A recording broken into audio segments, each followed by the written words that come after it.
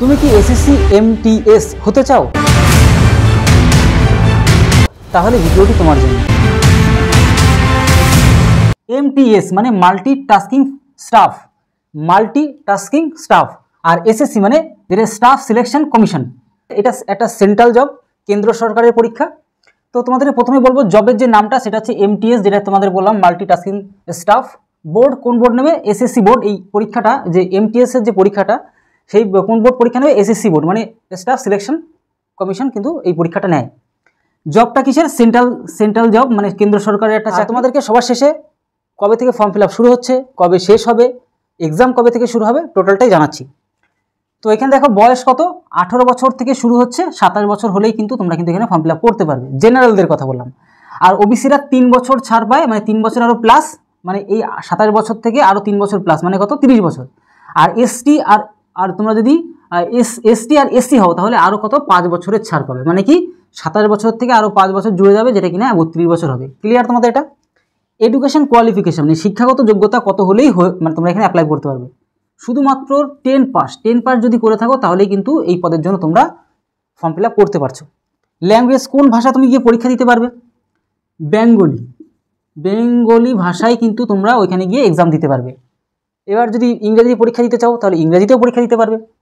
যদি তুমি উর্দু, হিন্দি, মারাঠি, তেলেগু, কন্নড়, যাই ভাষা, মোটামুটি ভারতের স্বীকৃত 18টি ভাষা, মানে আঞ্চলিক যে ভাষা রয়েছে, ওই আঞ্চলিক ভাষার মধ্যে তুমি যেটাতে চাও সেটাতে কিন্তু এক্সাম দিতে পারবে।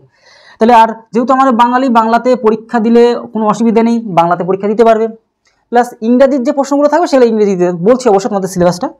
সিবিটি মানে কম্পিউটার বেস টেস্ট, মানে কম্পিউটারে গিয়ে তোমাকে ক্লিক করে আসতে হবে, অপশান এবিসিডি থাকবে, যেটা সঠিক সেটা ক্লিক করে দিয়ে হচ্ছে কাজ হচ্ছে কম্পিউটার বেস এক্সামের মেন যে কাজ, কম্পিউটার বেস টেস্ট, ঠিক আছে? মানে কম্পিউটারের পরীক্ষা এক কথা। এমসিকিউ যেটা বললাম তোমার 4টে অপশান, মানে মাল্টি চয়েস কোশ্চেন, মানে 4টে অপশান থাকবে, সেটা যেটা তোমার মানে সঠিক মনে হবে সেটা অ্যান্সার দেবে।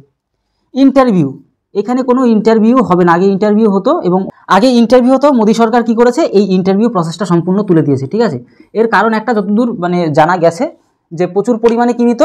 ঘুষ নেওয়ার জন্য ইন্টারভিউ যখন লাস্ট করা হতো তখন ঘুষ নিত বলে এই ইন্টারভিউ প্রসেসটা সম্পূর্ণ তুলেই দেওয়া হয়েছে। আচ্ছা, গেল এটা। এবার তোমাদেরকে এক এক করে বলবো যে স্যালারি অবশ্যই তোমরা কিন্তু যদি একদম প্রথম শুরু থেকে 27,000 থেকে শুরু হয়, 80,000 পর্যন্ত কিন্তু বা তারও বেশি কিন্তু স্যালারি হয়ে থাকে, ঠিক আছে? যত অভিজ্ঞতা বাড়তে থাকবে তোমার স্যালারিটা তত বাড়বে। ফর্ম ফিল আপ শুরু হচ্ছে কবে থেকে? 27 তারিখ থেকে, মানে 27/06/2024, মানে এই মাসের 27 তারিখ থেকে কিন্তু ফর্ম ফিল আপটা শুরু হবে, ঠিক আছে? 27 তারিখের থেকে শুরু হবে ফর্ম ফিল আপ। আর লাস্ট ডেট কবে? 31/7/2024, 2024, মানে তার পরের মাসেই 7 মাস, এটা 6 মাস, এটা 7ম মাসে আমাদের কী হবে, মানে একটা মাস প্রায় সময় দেওয়া হচ্ছে ফর্ম ফিল আপের লাস্ট ডেট, ঠিক আছে? বুঝতে পারলে? এবার এক্সাম ডেট কবে এক্সাম হতে পারে?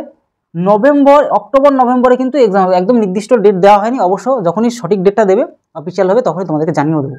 তাহলে অক্টোবর আর নভেম্বরের মধ্যে ধরে চলো, ওই কোনো একটা ডেটের মধ্যে পরীক্ষা হবে, তোমাদেরকে অবশ্যই জানাবো 2024 সালেরই। এইবার তোমাদেরকে এখানে একটা কথা বলে দিই যে পরীক্ষাটা কি করে হচ্ছে, এক্সামটা হবে কি করে। সেকশন 1 আর মানে এক কথায় দুটো সেকশনে কিন্তু আমাদের পরীক্ষা হবে, সেকশন 1 আর সেকশন 2। এবার এই জিনিসটা তোমরা একটু ভালো করে বুঝে নাও। সেকশন 1-এ কী পরীক্ষা হচ্ছে? অঙ্ক পরীক্ষা হচ্ছে আর রিজনিং পরীক্ষা হচ্ছে। অঙ্ক 20টা প্রশ্ন থাকছে, প্রত্যেকটা 3 নাম্বার করে, তাহলে কত? 60 নাম্বার এখানে। ক্লিয়ার? আর রিজনিংয়ে কত? 20 নাম্বার থাকছে, প্রত্যেকটা 3 নাম্বার করে, এখানে কত? 60 নাম্বার। তাহলে টোটালে কত নাম্বার? 120 নাম্বারের পরীক্ষা হচ্ছে, তাই তো? 60 আর 60 কত? 120 নাম্বারের পরীক্ষা হচ্ছে। এইবার এখানে একটা শর্ত আছে, যদি এই সেকশন মানে 1-এ যদি ফেল করো তাহলে সেকশন 2 এর খাতা দেখাই হবে না, কিন্তু পরীক্ষাটা একদিনই হবে, একই সময় হবে। এই পরীক্ষাটা শেষ হওয়ার সাথে সাথে এই পরীক্ষাটা শুরু হবে, সেকশন 2 এর যে পরীক্ষাটা সেটা শুরু হবে। টোটালটা বলে দিচ্ছি অবশ্য তোমাদের। এবার এইখানে পাস করবো কি করে? এইখানে তুমি যদি এই যে সেকশন এতে যদি তুমি জেনারেল হও তাহলে 40টা যেহেতু প্রশ্ন, এখানে 20টা রিজনিংয়ের আর 20টা হচ্ছে ম্যাথের, মানে অঙ্কের। টোটাল কত? 40টা প্রশ্ন, তাই না? 40টা প্রশ্ন 3টা করে, তাহলে 120 নাম্বারই, বুঝতেই পারছো। এই যে 40টা প্রশ্নের মধ্যে তোমাকে করতে হবে, যদি জেনারেল হয়ে থাকো তাহলে অবশ্যই 12টা প্রশ্ন কিন্তু সঠিক করতে হবে, মানে 12টা সঠিক উত্তর, মানে কি 3 × 36, যেহেতু প্রত্যেকটা 3 নাম্বার করতে, মানে 36 নাম্বার কিন্তু পেতে হবে। কত? 120-তে পেতেই হবে, নাহলে কিন্তু তুমি ফেল, বোঝা গেল? বা তার বেশি। এটা পেতে হবে, কিন্তু কম্পিটিশনের জন্য তোমাদেরকে বেশি নাম্বার পেতেই হচ্ছে। মানে এক কথায় এটা শুধুমাত্র কোয়ালিফাই করে আমাদের এখানে হচ্ছে লাস্ট কাট অফের ভ্যালু হচ্ছে এখানে, এখানে যা নাম্বার হবে সেটা কাট অফ বের হবে, ঠিক আছে। মানে এখান থেকে শুধু পাস করতে হবে এখানে সেকশন 2 তে যাওয়ার জন্য। তার মানে 120তে 36 নম্বর পেতে হচ্ছে, মানে 40টা প্রশ্নের মধ্যে তোমাকে সঠিক 12টা প্রশ্ন অ্যান্সার দিতে হবে। তো কম তো দেবে না, চেষ্টা করো বেশি বেশি অ্যান্সার সঠিক করার। আর তার বুঝতে পারলে এইবার হ্যাঁ, এবার বলতে পারো এই যে 12টা প্রশ্ন, আচ্ছা এটা জেনারেলদের কত 40টার মধ্যে 12টা বলিনি, ওবিসি হচ্ছে 40টার মধ্যে 10টা, আর এসসি এসটি হলে 40টার মধ্যে 8টা সঠিক করতে পারলে হবে, সঠিক করতে হবে, বা তার বেশি করো অসুবিধা নেই, কম যেন না হয়। এইবার তোমাদেরকে একটা কথা বলি, এবার তুমি মনে করছে যে আমি অঙ্ক তো ভালো পারি না, ঠিক আছে, বা অঙ্কটা মনে করো সম্পূর্ণ ছেড়ে দিলে, রিজনিং আসলে তো 20টা প্রশ্ন, 20টা প্রশ্নের মধ্যে তুমি যদি 12টা পেরে যাও তাহলে তুমি পাস। মানে এক কথায় যে কোনো জায়গার থেকে, হয় অঙ্কর থেকে অথবা রিজনিংয়ের থেকে, যদি তোমার যতটা প্রয়োজন 40টার মধ্যে এখানে ওবিসিদের 10টা দরকার, 10টা যদি অ্যাটেম্প ভালো করে সঠিক করতে পারো তাহলেই হয়ে যাবে। এখানে ও এসসি আর এসটিদের 40টার মধ্যে 8টা যদি সঠিক করে ফেলতে পারো রিজনিংয়ের থেকেও, তাও তুমি কিন্তু অন্তত প্রথম সেকশন 1-এর জন্য তুমি পাস, তারপরে সেকশন বি এর জন্য তুমি কিন্তু এখানে মানে তোমার খাতাটা দেখা হবে, মেন কথা হচ্ছে এটাই। তো বুঝতে পারলে ব্যাপারটা। এইবার এই যে অঙ্কটা আর হচ্ছে এখানে রিজনিং গেল, এইগুলো কিন্তু আর সেকশন 2তে আর হচ্ছে না, কি হচ্ছে জিএ মানে জেনারেল অ্যাওয়ারনেস থেকে প্রশ্ন থাকবে কত 25টা, 3 নাম্বার করে 75 নাম্বার, ঠিক আছে। এবার কি ইংলিশ থাকছে এখানে, ইংলিশের প্রশ্ন তো ইংলিশেই থাকবে, বুঝতেই পারছো। এবার জেনারেল অ্যাওয়ারনেস যেসব প্রশ্ন থাকবে বাংলায় পরীক্ষা দিতে পারো যদি বাংলা দিতে চাও। এবার এই যে ইংলিশের থেকে কত, ইংলিশের থেকে 25টা প্রশ্ন থাকছে 3 নাম্বার করে, এখানে কত 75 নাম্বারের পরীক্ষা হচ্ছে, তাহলে কত 150 নম্বরের পরীক্ষা হচ্ছে টোটালটা, ক্লিয়ার। এবার এইখানে হবে মেন কাট অফ, যে কম্পিটিশনটা এখানে হবে। তুমি এখানে যত বেশি স্কোর করতে পারবে তত তোমার কম্পিটিশনে যেখানে টিকে থাকতে পারবে, সেখানে তোমার যদি বেশি যদি কথার কথা 2000 নেয় বা 5000 নেয়, 5000-এর মধ্যে লাস্ট মানে টপ 5000-এর মধ্যে তুমি যদি টিকে যাও তাহলে তুমি কম্পিটিশনে টিকে গেলে সার্ভিস পেয়ে যাবে।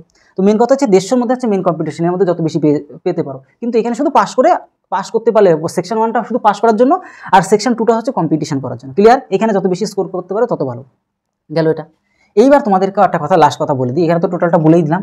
যদি কিনা ম্যাথ মানে অঙ্কটাকে আর রিজনিংটাকে ভালো করে প্র্যাকটিস করতে চাও ঠিকঠাক প্রসেসে, তাহলে অবশ্যই, যেহেতু আমি এখানে অঙ্কটা আর রিজনিংটা মোটামুটি কিছু কিছু ভিডিও বানিয়ে দিই, তো মেনলি অঙ্কটাকে ভালো, যদি বেসিকটাকে ভালো করে রেডি করতে চাও তাহলে অবশ্যই যোগাযোগ করতে পারো। তো ভিডিওটি কেমন লাগলো অবশ্যই জানাতে পারো। আর যদি তোমার কোনো বন্ধু এমটিএসের জন্য ফর্ম ফিল আপ করতে চাই তাহলে ভিডিওটি অবশ্যই তাকে শেয়ার করে দাও।